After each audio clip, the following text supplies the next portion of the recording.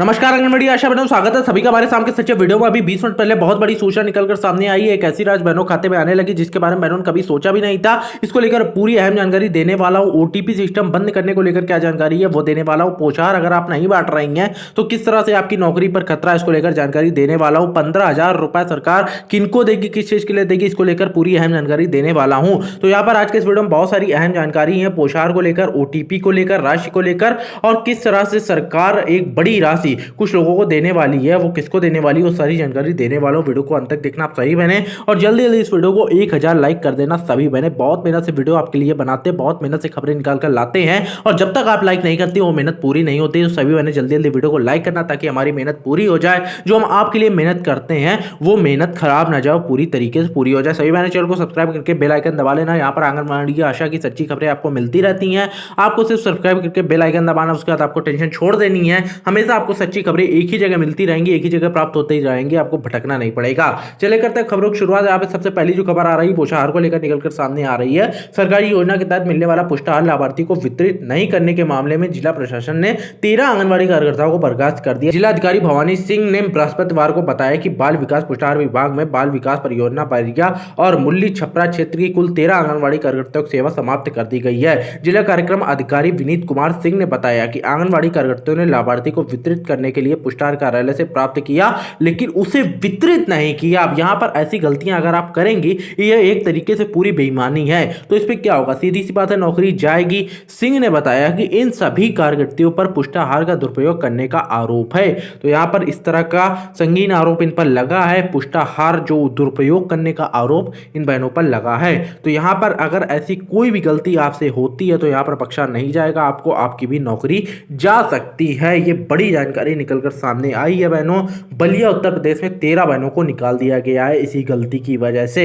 अब यहां पर बहनें बोलती हैं कि आप ऐसी खबरें क्यों दिखाते हैं। बहनों, मेरा काम है सारी चीजों से आपको सचेत करना कि जो भी जानकारी आ रही है वो मैं दिखाऊं। मेरा चैनल का काम यही है कि छोटी से लेकर बड़ी सारी जानकारी दिखाना। यहां पर चाहे मानदेय की जानकारी हो, राशि की जानकारी हो, मेरा चैनल दिखाता है। अच्छी जानकारी हो, बुरी जानकारी हो, क्योंकि बुरी जानकारी भी आपको कुछ सिखाती है। वो ये बताती है कि आपको गलत काम नहीं करने हैं जिनसे आपकी नौकरी पर खतरा आ जाए। अगली जानकारी देख लेते हैं बहनों। उत्तर प्रदेश से निकलकर सामने आ रही है, और इसके बाद मैं उस राशि की तरफ बढ़ूंगा जो खाते में आई है। किस चीज की राशि है बहनों, खाते में आई है तो बड़ी राशि है, उसकी जानकारी दूंगा, और ओटीपी की जानकारी दूंगा। उत्तर प्रदेश के मुख्यमंत्री योगी आदित्यनाथ ने आंगनबाड़ी से जुड़ा एक बेहतर फैसला लिया है। उन्होंने कहा कि बेसिक शिक्षा परिषद के तहत आने वाली आंगनबाड़ी को अगले शैक्षणिक सत्र से प्री प्राइमरी स्कूलों में बदला जाएगा। बहनों, इसकी जानकारी मैंने आपको पूरी डिटेल में दी थी।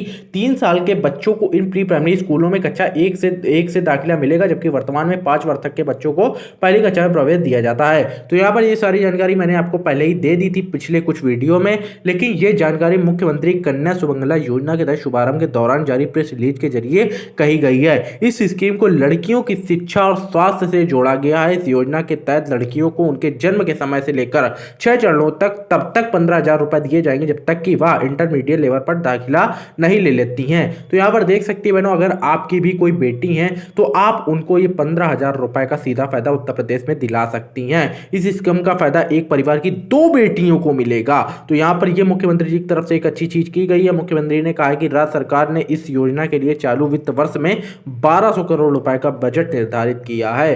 तो यहाँ पर आंगनबाड़ी बहनों को तो नहीं, लेकिन अगर उनकी कोई बेटी है तो उनको ये बड़ा फायदा मिल सकता है, और ये बिल्कुल ही फ्री है। तो बहनों, अगली जानकारी की तरफ बढ़ेंगे। अगली जानकारी किस चीज से निकलकर सामने आ रही है। अब यहाँ पे बहनों ने आक्रोश जताया है। इसके बाद मैं सीधे राशि की जानकारी की तरफ बढ़ूंगा, और ये आक्रोश बहुत जायज है। यहाँ पर ओटीपी की बात की भी की गई है, और इसमें आगे क्या चीजें हो सकती है वो भी मैं इस वीडियो में बताने वाला हूं।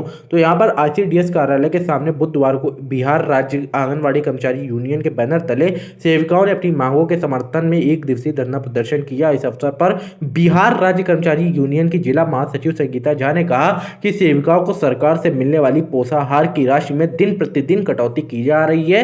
एक तरफ कहा जा रहा है कि 96 लाभार्थी को पोषाहार देना है, वहीं संख्या के अनुपात में राशि की लगातार कटौती किए जाने से सेविकाओं के समक्ष कठिनाई उत्पन्न हो गई है।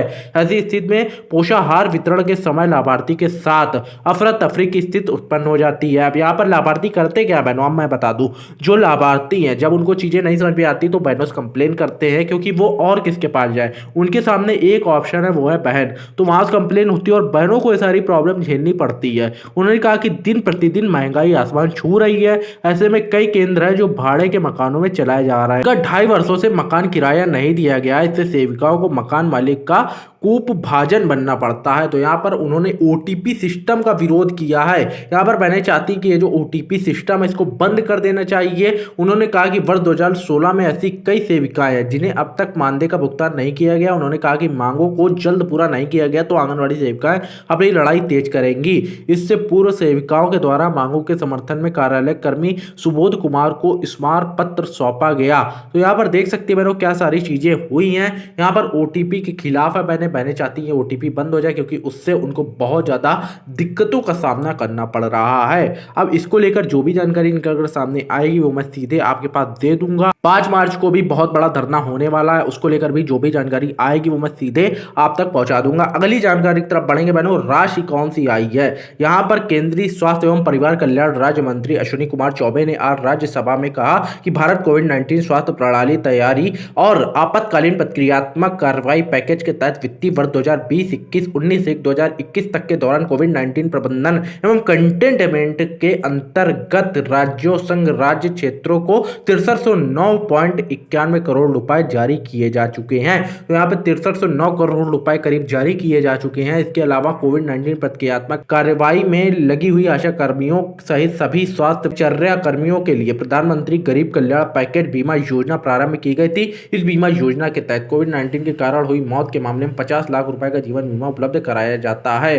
तो यहाँ पर 50 लाख के बीमे की बात कही गई है, लेकिन अभी तक कितनों को 50 लाख का बीमा मिल गया। बहुत सी बहनों की मृत्यु हुई है कोविड-19 की वजह से, लेकिन वो 50 लाख रुपए के लिए उनके जो परिजन हैं उनको बहुत ज़्यादा सफ़र करना पड़ रहा, बहुत ज़्यादा दिक्कतों का सामना करना पड़ रहा है। ये राशि सही से पहुँच तक नहीं रही है। तो ये एक जो है जमीन लेवल की, जो ग्राउंड लेवल की ये सच्चाई है बहनों। कड़वी जरूर है लेकिन ये सच है। भारत कोविड-19 पैकेज के तहत कोविड-19 प्रतिक्रियात्मक कार्रवाई में लगी आशा कर्मियों के लिए 1000 रुपए प्रतिमाह के प्रोत्साहन का प्रावधान किया गया है। तो यहाँ पर ये जितना भी इनकी तरफ से बोला गया है, जो राशि थी वो भेज दी गई है। तो आप सही बहने बताएं कि जो रुकी राशि थी जो भी थी, अगर 1000 रुपए ज्यादा थी, जिन बहनों की करीब 9-10 हजार रुपए राशि थी, तो वो उनके खाते में पहुंची या नहीं पहुंची। फिलहाल इनकी तरफ से बोला गया कि ये 1000 रुपए वाली राशि भेज दी गई। नवंबर 2020 तक राज्यों संघ राज्य कल्याण क्षेत्र से प्राप्त हुई रिपोर्टों के अनुसार 9,53,495 आशा कर्मी तथा 36,716 आशा सुविधा प्रदायकों ने संपूर्ण कोविड-19 का भुगतान प्राप्त किया है।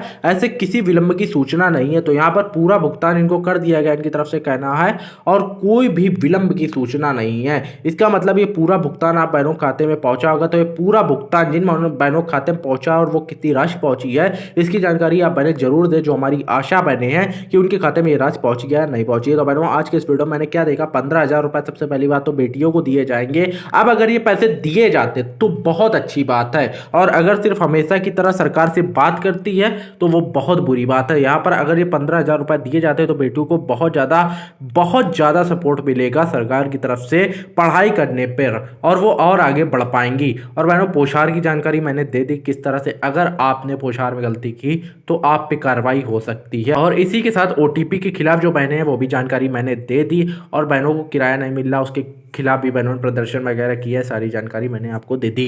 वीडियो कैसा लगा कमेंट में जरूर जानकारी दीजिएगा। वीडियो को लाइक कीजिएगा। आप सही बने, मैं मिलता हूं आपसे अगली वीडियो में। आप सही को बहुत बहुत धन्यवाद। Thank you and good bye. आपका दिन शुभ रहे।